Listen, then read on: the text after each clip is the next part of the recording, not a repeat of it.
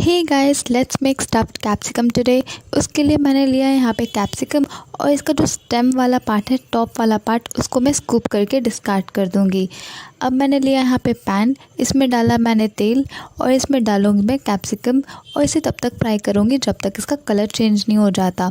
इसमें मैंने डाला सॉल्ट और इसे मैं रोस्ट करूँगी एटलीस्ट 5 मिनट्स तक। देखिए मेरा कैप्सिकम अच्छे से पक चुका है। सेम तेल को मैंने गरम किया, इसमें डाला मैंने जीरा, green chillies, boiled and meshed potatoes. इन्हें मैं 2 मिनट के लिए पका लूँगी।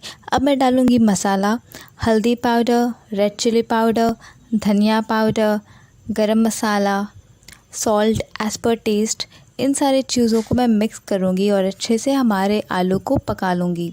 हमारा आलू का मसाला बन के रेडी हो चुका है और इसे गार्निश करेंगे कोरिएंडर लीव्स के साथ और एक बार अच्छे से मिक्स करके इसे ठंडा होने के लिए छोड़ देंगे।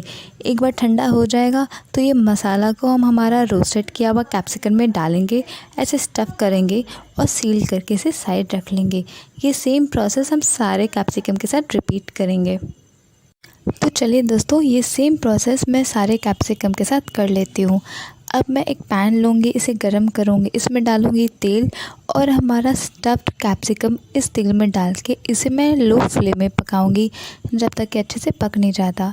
और देखिए मेरा पक भी गया 2 मिनट में और मैंने इसे बट अगर आपको ग्रेवी चाहिए तो उसके लिए मैंने जार में लिया है टोमेटो, डालेंगे जिंजर गार्लिक पेस्ट, थोड़ी सी इलायची, दालचीनी, ब्लैक पेपर और थोड़े से लौंग।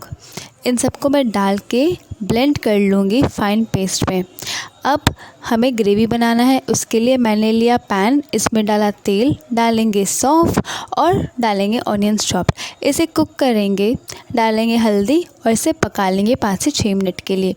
अब डालेंगे हमारा टोमेटो प्योरे जो हमने बनाया था ना, उसे कुक करेंगे और इसमें डालेंगे लाल मिर्च पाउडर, गरम मसाला और इसे पका लेंगे।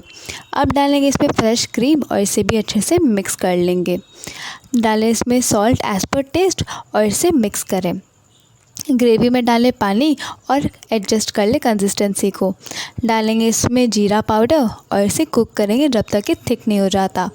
अब हमारी जो कैप्सिकम थी जो हमने कुक किया था उसे डालें और अच्छे से मिक्स करके पका लें 2 से 3 मिनट के लिए। कवर एंड कुक करें ताकि वो जल्दी से पक जाए।